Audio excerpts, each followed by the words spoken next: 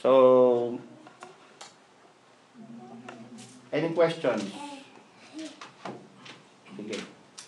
Meron kasi akong narinig na preaching. Parang kino-compare, kasi Baptist yun eh, so nagulat rin ako. Parang kino-compare niya kasi yung sa Hebrews, yung ginawa ng Panginoon, tsaka yung verse na by one man, sin came into the world. Tsaka ang ginagawa niyang comparison, yung ginawa ng Panginoon, tsaka ginawa niya Adam, na yung, parang ginagawa niya yung verse na yun, na isang way para yung original sin is maging biblical. Di ba hindi tayo naniniwala na may original sin? Ang alam ang pinapaniwalaan natin yung nature, yung sinful nature, yun yung pinapasa sa atin. Hindi tayo pagkapanganak sinful na kagad na may kasalanan na kagad sa atin na naka-impute na namamana. So yun kasi yung parang ginagawa niyang anyway, minor naman yon. Hindi naman yon very very damning, no? Sa kung may naniniwala doon na ang sinful nature is already sin, it's not a very big bad teaching, no? Ang masama is if baptism can remove the original sin, or anything can remove the original sin except the grace of God. So yun ang masama. Pero lahat naman talaga tayo ay mayroong inherent depravity or kasalanan, no? Na ang tawag ng iba original sin, ang tawag ng iba ay sinful nature. So hindi masyadong consequential yung problema na yun. Any more? Meron pa ba tayong gustong dito? Dalawa pa lang, no? 5 yan na bandage. Alright. Paano nalaman ng Panginoon Jesu Cristo? Ang mind niya, di ba, nagtututo nung siya'y nasa flesh. Paano niya malalaman kung sino yung mga ililigtas niya? Paano niya malalaman Paano sino? niya nalaman? All that the Father giveth me shall come to me, and him that cometh to me I will in no wise cast out. No man can come to me except the Father draw him. Have not I chosen you 12, and one of you is the devil? So he made the choices, and he is conscious of eternity past. No? Them that thou givest me, I have given unto them eternal life, and I have lost none but the son of perdition. So, by those pronouncements in John 17 and John 6, alam natin na alam ng Panginoon kung sino yung mga liligtas niya, kung sino yung mga objects of His grace. No?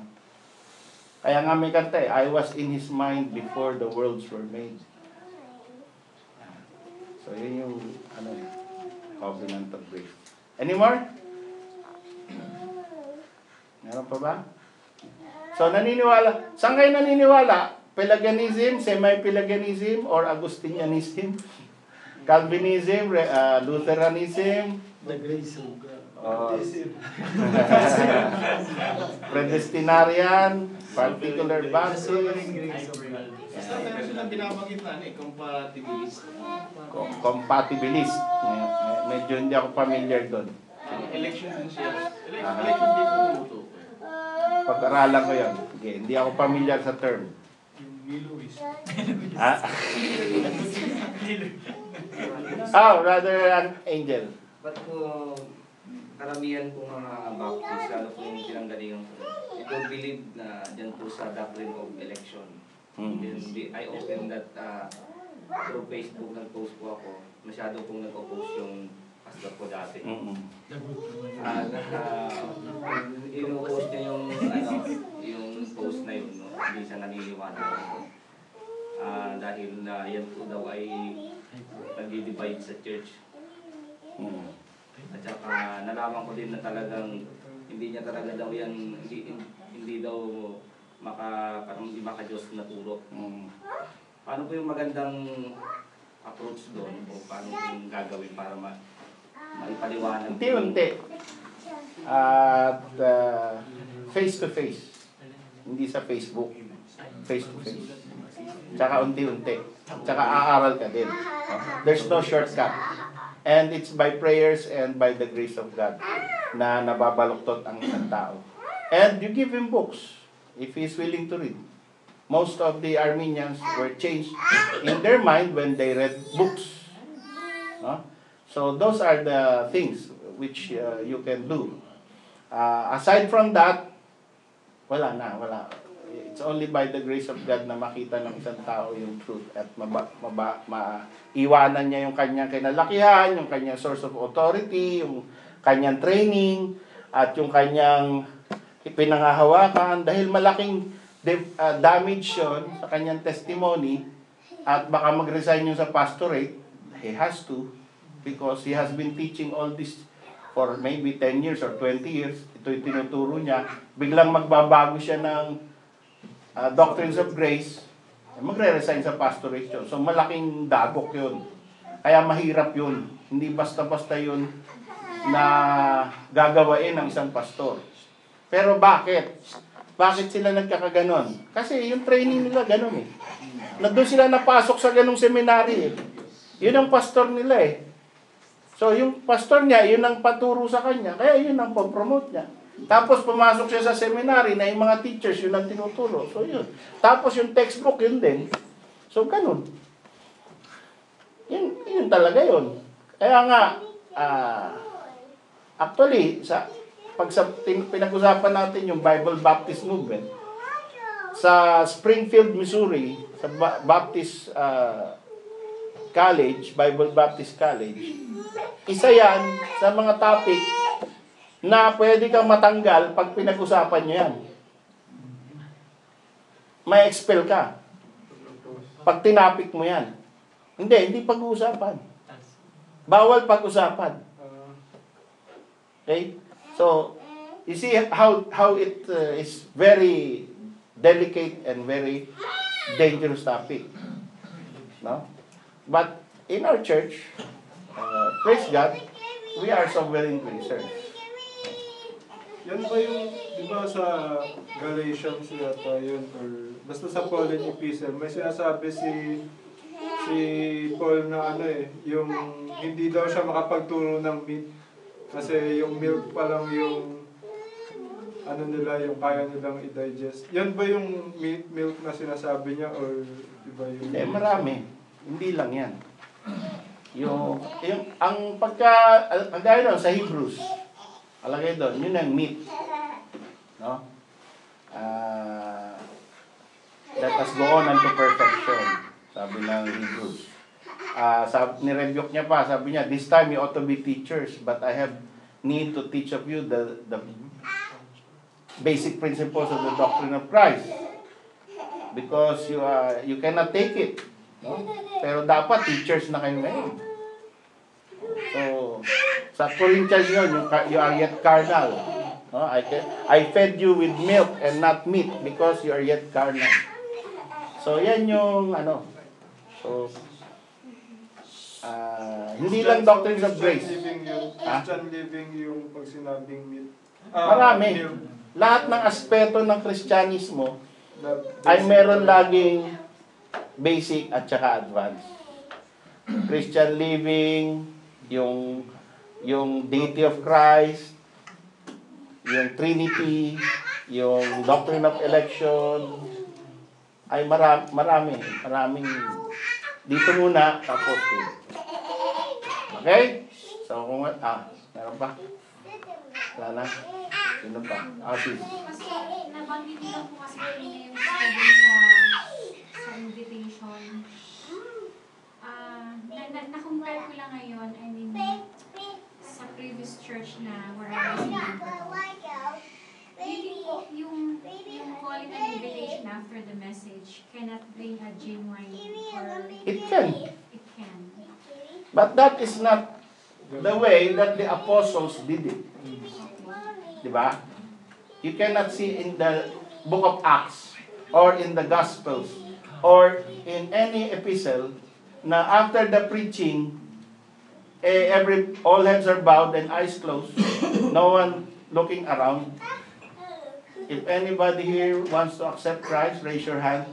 And all those who raise their hand, repeat after me or come forward. Walang ganun. Diba? Pero, it is a method developed by preachers, and some people profess faith in Christ, and some people became preachers and genuinely saved, genuinely love the Lord, and they say, yun ang panahon na talagang naintindihan ko at tinanggap ko ang Panginoon. Amen. Hindi natin sinasabi na pupunta ka sa impyerno pag ganun yung ano mo, yung salvation mo. Hindi. No? Ang sinasabi lang natin, hindi natin ginagawa kasi hindi naman yung practice ng apostles. Hindi rin yung practice ng particular Baptist. Kahit pumunta ka 400 years to the Baptist history, walang ganun. Kailan yan nag-umpisa? Ha? Noong naging evangelist si Charles Finney. Yan. Diyan nag-umpisa yan. Tapos, pinromote yan ni Moody. Yan yung yan dalawang yan. Ito lang yan, 1800, 1700. 200 years ago. Diyan nag-umpisa yung invitation, altar call, signing a card, counting the people who came forward, receiving Christ. Ito lang yan. Si Bill Bright. Si Bill Bright, yung Campus Crusade for Christ. Yan yung naggawa ng 4 spiritual laws, tapos nakalagay doon sa huli, no, yung Revelation 3:20, tsaka yung nakalagay doon sa huli, if you now believe in the Lord Jesus Christ, pray after me. The sinner's prayer. Oh. So, yan yung ito lang, recent lang yan eh. Pero, may mga naligtas ba? I believe so. No? Pero, hindi yun ang kasi the Word of God is quick and powerful. Gumagamit ng Word of God eh. Gumagamit ng name of Jesus. So, ang Panginoon pa rin ang nagliligtas. Hindi yung method. Di ba? Okay. Pero, mas marami ang false. Di ba? Pag tinanong mo, tinanggap mo na ba ang Panginoon? Are you going to heaven when you die? Ano sabihin? Oh, yes! Because, why? Because when I was in high school, I received Christ. I prayed the prayer.